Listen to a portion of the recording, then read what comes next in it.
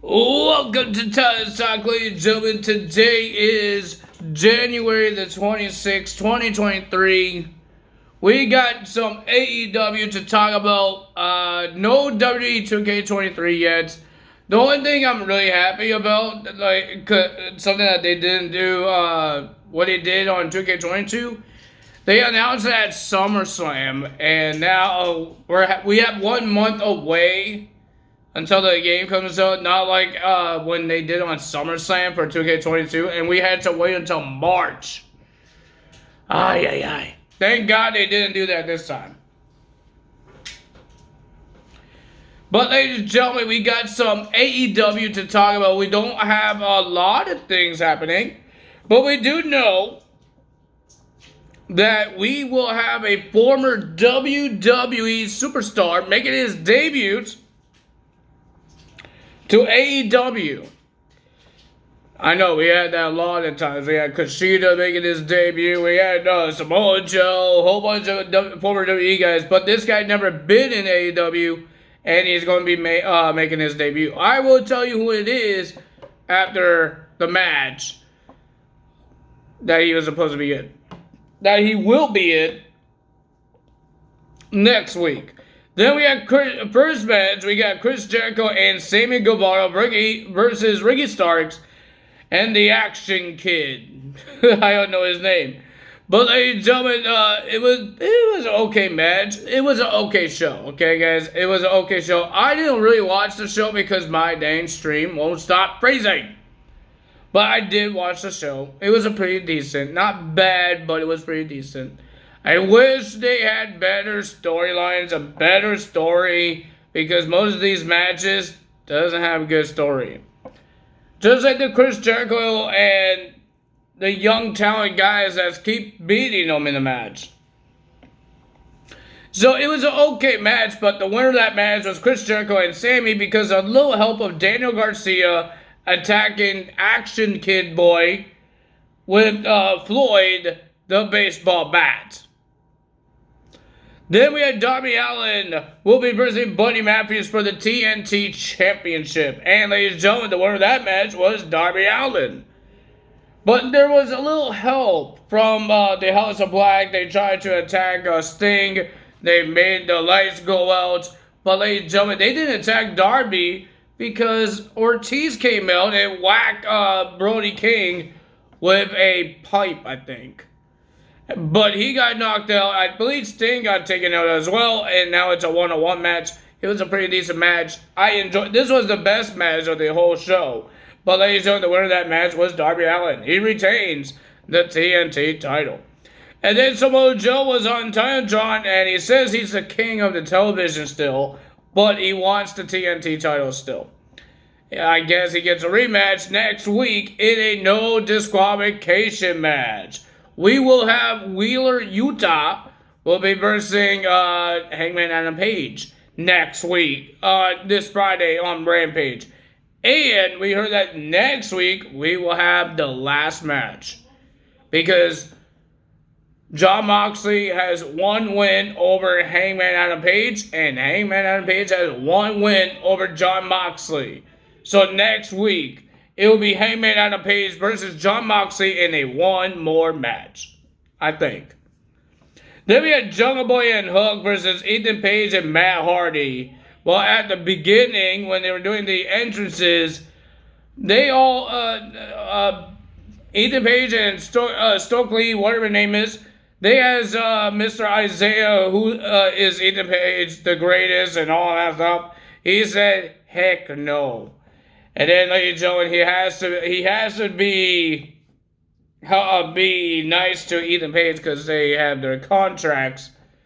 Ethan Page historically has their contracts. They had to work with them. But, ladies and gentlemen, Ethan Page was upset because they had Matt Hardy's theme song, and they did not like that. And he said he gave him back the Twist of Fate. Well, ladies and gentlemen, this match, Ethan Page and Matt Hardy did some good work as a tag team, but they wouldn't stop tagging each other, tagging themselves in. And then Ethan Page saw almost at the end of the match, Ethan Page saw Matt Hardy try to do the Twist of Fate. He wants to tag in, Matt Hardy has to do it before he gets fired. And then Mr. Ethan Page tried to do the Twist of Pains. But the winner of that match was Jungle Boy and Hook. Good job for those guys. Then we have Bryan Danielson who will be versing Brian Cage. And I already know who's going to win this match because we're going to have this main event match for Revolution pay-per-view. So, ladies and gentlemen, the winner of that match was Bryan Danielson. It was an okay match, but the winner of that match was Bryan Danielson. But at the end, Brian Cage wasn't done there. He attacked Bryan Danielson after the match, and then MJF came out, scares the timekeeper lady, the bell keeper lady, because she was keeping on ringing the dang bell. And then he shoves the timekeeper guy off his chair. He grabs the chair. He told Brian Cage to destroy his arm. Remember, that's what he said last week. And then he wrapped Brian's arm into the chair, smashes it on the ring post, and then they were doing more damage in the ring. They put his arm back into the chair. MJF was about to go on the top of the turnbuckle and stomp on the arm until the Japanese wrestler that Bryan Danielson beaten last week, I believe. The same wrestler that he beat, no, it was 2 weeks ago, that he beaten, and he came out to save Mr. Bryan Danielson. Of course, MJF ran like a big baby. I want to say another word, but I can't because it's on YouTube. But he did run away like a big baby. The guy didn't make it to the ring, and he still ran away. Oh my God, MJF, I'm so tough, but run. You're not tough, man. What is up with everybody doing the spray tans, but their hands are more darker than their dang body? If you saw Sammy Guevara, you see his hands so dark, and his body is white. Or a little brownish. What are you doing with your hands? Do you not know how to spray tan? I don't know how to spray tan, but I don't think I would do that. He looks like a Oopa Oopa. Because it kind of looks like a little orange. And it looks weird because he had his wedding ring on as well. So you have a silver ring on a orange hand. Like, learn how to do your spray tan. Don't go so big. Oh, man. Ladies and gentlemen, then we had Ruby Soho versus Toni Storm. MJF was in a locker room because he's scared, of course. And then he announced another match for Bryan Danielson because he has to win all his matches to get his Iron Man match for Revolution.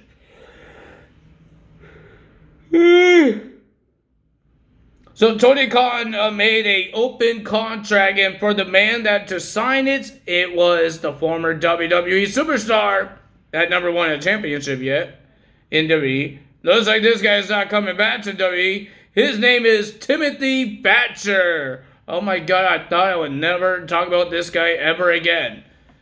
Because he's in New Japan. He was doing New Japan Pro Wrestling. Now he's coming to AEW to face Bryan Danielson. And this guy wants to hurt people.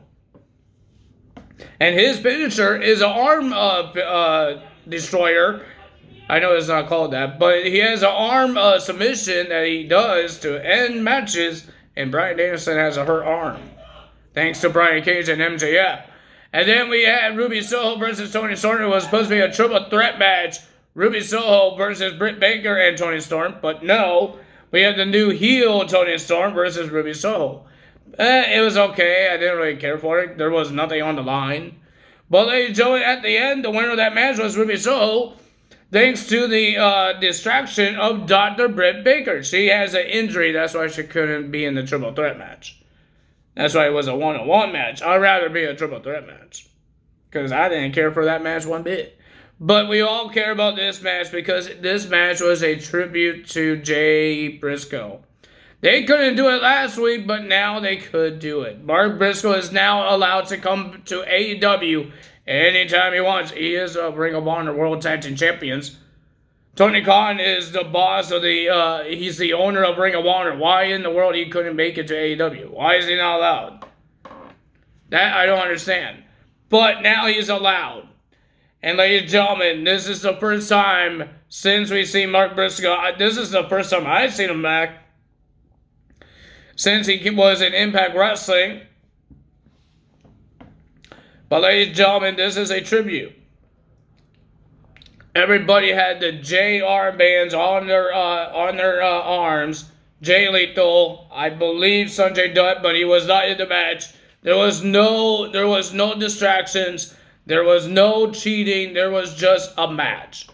Even the ring announcer, Bobby Cruz, I think that's what his name, he had the armband over his suit. It looked weird, but he did it as well. We had the Ian guy on commentary. And ladies and gentlemen, it was all for Jay Briscoe. And ladies and gentlemen, it was Mark Briscoe versus Jay Lethal. It was a pretty decent match, but the winner of that match, I know this was not going to let Mark Briscoe lose, because this is his brother, and this is a tribute to his brother, Jay Briscoe. The winner of that match was Mark Briscoe. Congrats to Mark. And then everybody on in the backstage, all the wrestlers and I don't know, producers, they all went on top of the stage, and they did their tribute. I don't guess, I know they did. They had the picture of Jay Briscoe on the Titantron, and ladies and gentlemen, everybody did a tribute to Jay. Impact Wrestling, WWE, they talk about it.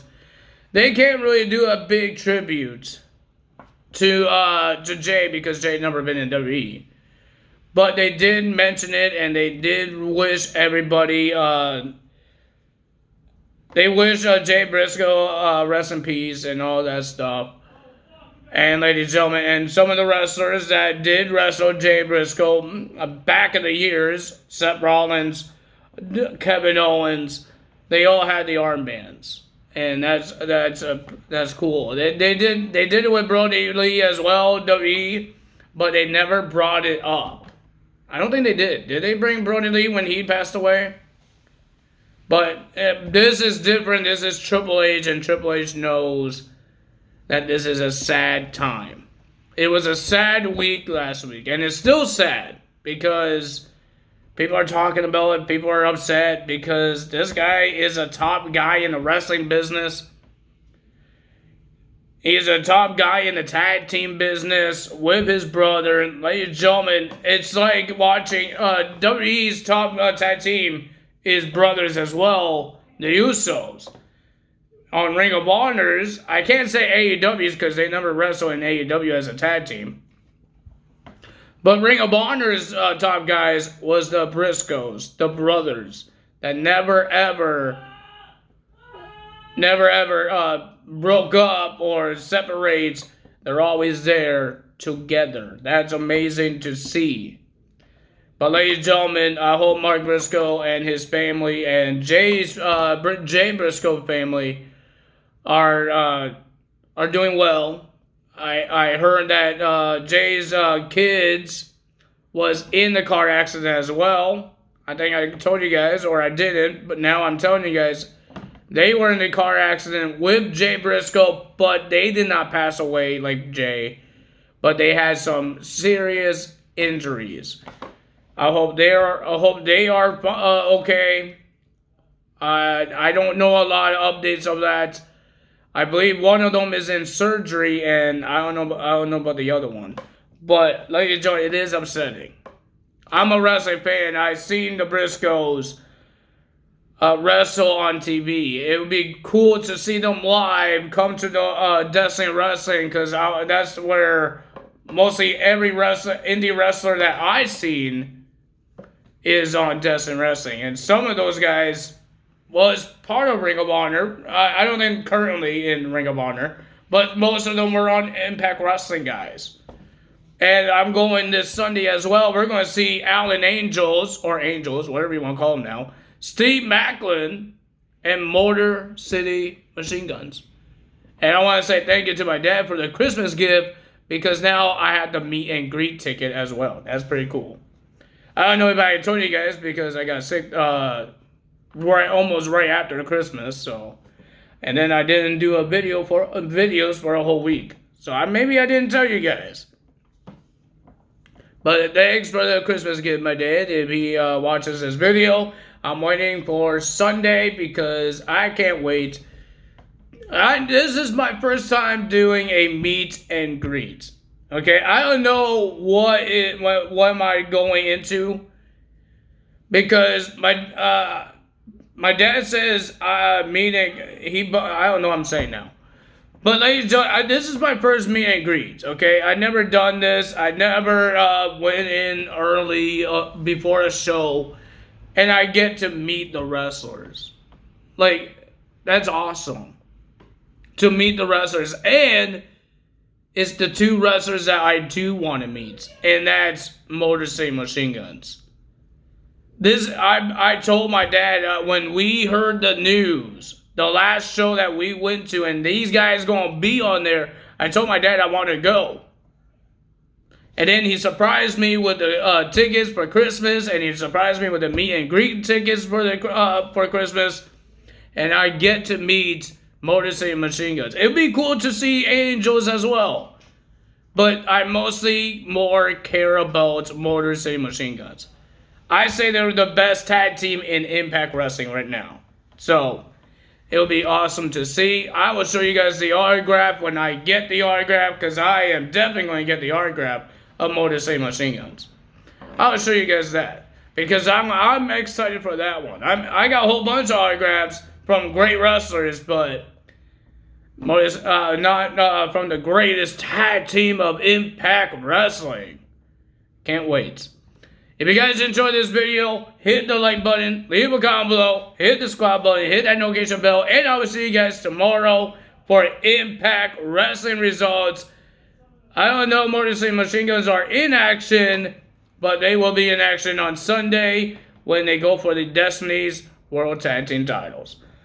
I'm going to have fun. I hope my dad knows how great these guys are. He's going to find out how good these guys are. Maybe he will not say they're great because he doesn't know the young wrestlers. He knows the old guys. He thinks his generation was the best wrestling. Maybe I don't know what it is, but some people says the old school is a better wrestling. So, because I told him about Todd Bates and Pete Dunne, we watched a match of theirs. He didn't look like he was impressed. I'm hoping he gets impressed with these guys. I hope he does. I hope he enjoys this match more than I will be enjoying the match. But I hope he enjoys this match, because I think it's going to be a pretty decent, awesome, not pretty decent, pretty awesome match, and I can't wait. But if you guys enjoyed this video, you know what to do. Time is out. See you guys tomorrow. Bye.